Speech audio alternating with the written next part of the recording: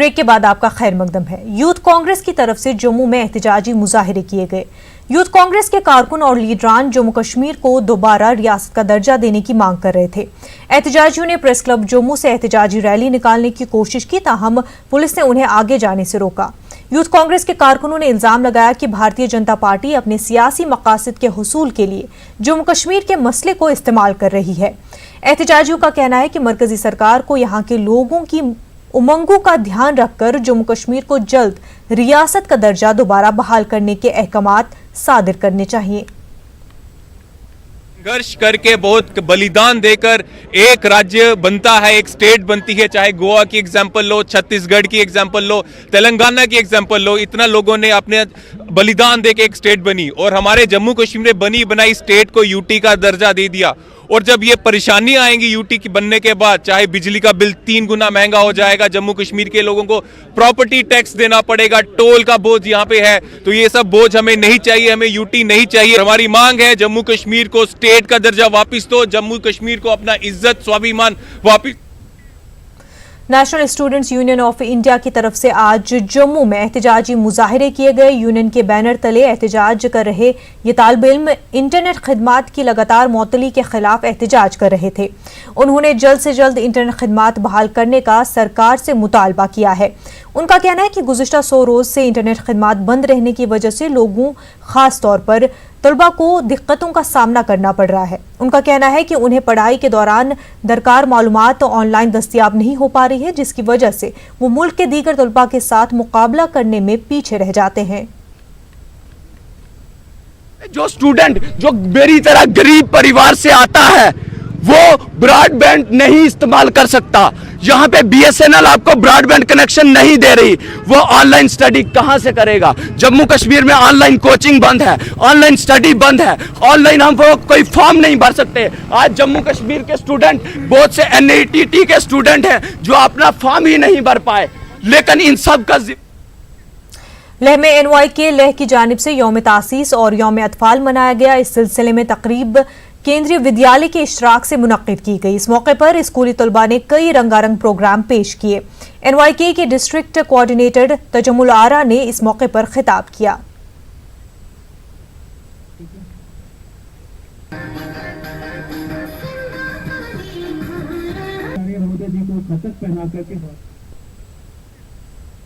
Indian army के 10 RR के एक ग्रुप की जानिब से डोडा में 30 रोज कोचिंग प्रोग्राम का एहतमाम किया गया है। इसमें 6ठी और 9वीं जमात के तलबा को सैनिक और मिलिट्री स्कूलों में दाखिले के एंट्रेंस के लिए तैयार किया जा रहा है। प्रोग्राम में 33 तलबा की कोचिंग कराई जा रही है। तलबा ने इस कदम के लिए आर्मी का शुक्रिया अदा किया।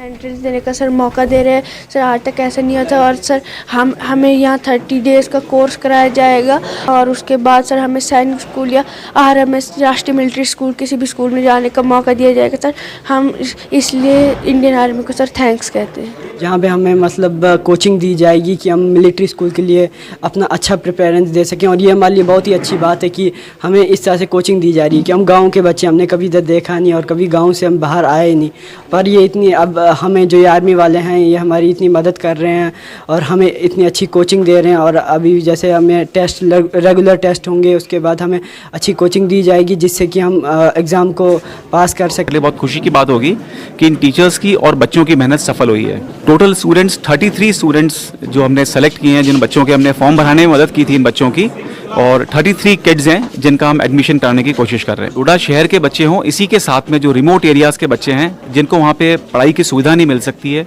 या प्राइवेट कोचिंग की सुविधा नहीं मिलती है, वो बच्चे भी इसमें अधिक से अधिक संख्या में हों। और हमें बड़ी खुशी है कि इसके अंदर बहुत सारे बच्चे रिमोट एरियाज़ से आए हैं जो कि डोडा डिस्ट्रिक्ट के हैं। जम्मू कश्मीर बैंक के चेयरमैन आर.के. चैबर ने राजौरी का दौरा करके यहां बैंकों में कामकाज का जायजा लिया। इस मौके पर जम्मू कश्मीर बैंक के तमाम ब्रांच मैनेजर्स मौजूद थे। न्यूज़ 18 उर्दू से बात करते हुए चैबर ने कहा कि उनका मकसद है कि एलओसी के करीब वाक़ इलाकों को बैंक के साथ जोड़ा जाए ताकि जम्मू कश्मीर का हर शहरी जम्मू कश्मीर बैंक के साथ जुड़ जाए। जो हमारे अनबैंक्ड एरिया इस पूरे इलाके में, तो ये पूरा का पूरा एरिया एलओसी के ऊपर है। हमारी यही इच्छा रहती है कि हर एक को बैंकिंग फैसिलिटी मिले। उसका भी मैं यहाँ पर रिव्यू करूँगा, कहाँ कहाँ पे हम अपने जो रीच है, बैंकिंग रीच है, वो वहाँ पे पहुँचा सकें। कठुआ में west Pakistani refugee action committee के अरकान ने एक मीटिंग का इनेकाद किया। कमेटी के चेयरमैन लभाराम ने जम्मू कश्मीर को यूटी का दर्जा दिए जाने पर खुशी का इजहार करते हुए हुकूमत का शुक्रिया अदा किया। उन्होंने उम्मीद जताई कि अब उन्हें शहरियत का दर्जा मिलने के साथ ही उनके तमाम मसाइल को हल किया जाएगा। हमारे जो जहाँ के 2 MPs जीत के गए हैं उनसे भी हम कहेंगे ताकि इस प्रतिक्रिया को जल्दी से जल्द शुरू किया जाए और लोगों में जो राहत की जो समस्या है, जिसका काफ़ी लंबे समय से ये लोग इंतजार कर रहे हैं, उसकी जो बांटने की प्रतिक्रिया वो शुरू की जाए। हमारे बच्चों को जैसे अभी आपने सुना कि भर्ती के लिए गए थे तो वो स्टेट सब्जेक्ट मांग रहे थे, आज भी स्टेट सब्जेक्ट मांग रहे थे। तो ये सारी की सारी समस्या जो है जब तक ये खत्म नहीं हो सकती, हमारी जद्दोजहद जो है तब तक कंटिन्यू रहेगी।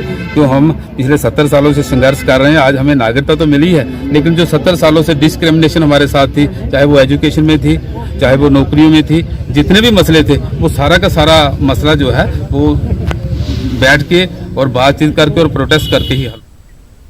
अवंतीपुरा के गुरु नानक देव जी गुरुद्वारे में आज गुरु नानक देव जी के 550वीं सालगिरह की मुनासबत से एक तकरीब मुनक्किद हुई, जिसमें सिख तबके के वाबस्ता सैकड़ों अकीदतमंदों ने शिरकत की। प्रोग्राम के दौरान श्री गुरु नानक देव जी की जिंदगी और तालीमात पर मुख्तलिफ मुकर्रिरीन ने रोशनी डाली। उन्होंने श्री गुरु नानक जी को एक बड़ी शख्सियत करार देते हुए कहा कि उन्होंने हमेशा अमन और इंसानियत का पैगाम दिया है। इस सिलसिले में गुरुद्वारे में शब्द कीर्तन और अखंड पाठ का भी एहतमाम किया गया था। 70 से लेकर 80 हज़ार मील पैदल सफ़र किया और उनके 3 ही पैगाम थे जो सारी इंसानियत को थे कि आप खुद कमाओ और खुद कमाने के बाद खुद ये बांटो लोगों और अल्लाह ताला का नाम। और उनका एक ही पैगाम था कि हिंदू, मुस्लिम या सिख जो भी है सारे इस देश में वो सारे एक हैं। यहाँ यूटी का संगठन हुआ है और यूटी में आपको पता है पिछले सारे बजट्स जो हैं वो लैप्स हो गए थे। हम गुजारिश करते हैं एडमिनिस्ट्रेशन से कि वो 6.5 लाख रुपया वागुजार किया जाए। और साथ ही में हमारा गुरुद्वारा बोर्डिंग हाउस त्राल जो है वहाँ पे हमारा कोई 21 लाख रुपए का जो प्रोटेक्शन बंड था वहाँ रिवर साइड से, उसको भी दोबारा उस फंड्स को वागुजार करने की एडमिनिस्ट्रेशन से गुजारिश करते हैं। ईद मिलादुन नबी के मुबारक मौके पर जम्मू कश्मीर की सबसे बड़ी इस्लामिक इमामिया लाइब्रेरी इदारे अबुल फजल अब्बास मागाम के नए ऑफिस कॉम्प्लेक्स का संग बुनियाद रखा गए। नए कॉम्प्लेक्स का संग बुनियाद तकी नकवी ने रखा। इस मौके पर मुख्तलिफ शख्सियात के साथ साथ कसीर तादाद में लोगों ने शिरकत की। इस लाइब्रेरी की एक पुरानी बिल्डिंग थी हमारी, लेकिन वो नाकाफ़ी थी। अब नई बिल्डिंग बनानी है, नई बिल्डिंग तामीर करनी है, जिसके आज संग बुनियाद हम रख रहे हैं ताकि ये बिल्डिंग आलीशान बने और हमेशा तकरीबन 50 साल के लिए काम दे। इदारे के लिए जो इस वक्त बिल्डिंग मागाम में कायम है वो इसके तरीक़ेकार जो हैं, जो मुख्तलिफ शोबे हैं, उनके लिए जगह नाकाफ़ी है। तो इसलिए हमें यह ज़रूरत महसूस हो गई कि हम एक नई एक वसी और अरीज़ बिल्डिंग की तामीर करें।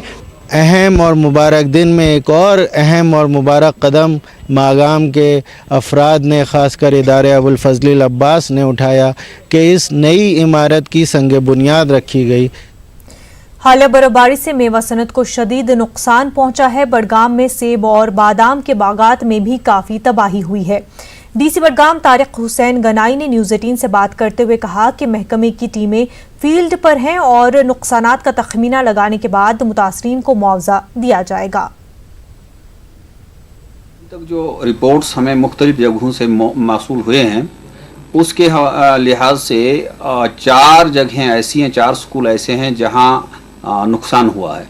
और मेजर डैमेज जो हुआ है वो गवर्नमेंट गर्ल्स हाई स्कूल नादीहल में हुआ है, जहां उनका जो कंपाउंड था वहां एक चिनार का दरख्त था, वो गिरकर उसने पार्शली बिल्डिंग को भी डैमेज किया है और स्कूल की जो फेंसिंग वॉल थी उसको भी डैमेज किया है। इसी तरह प्राइमरी स्कूल चरवन है, वहाँ नुकसान हुआ है।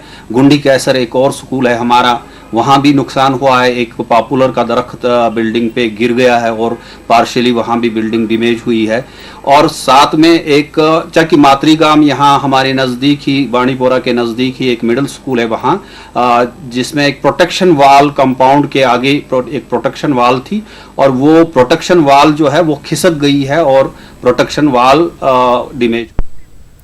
हालिया बर्फबारी के बाद वादी के दीगर हिस्सों की तरह जिला शोपियां में भी सर्दी बढ़ने के साथ ही कांगड़ी की मांग में भी काफी इजाफा हुआ है। कस्बे शोपियां के मुख्तलिफ बाजारों में कांगड़ियों के स्टॉल देखे जा रहे हैं।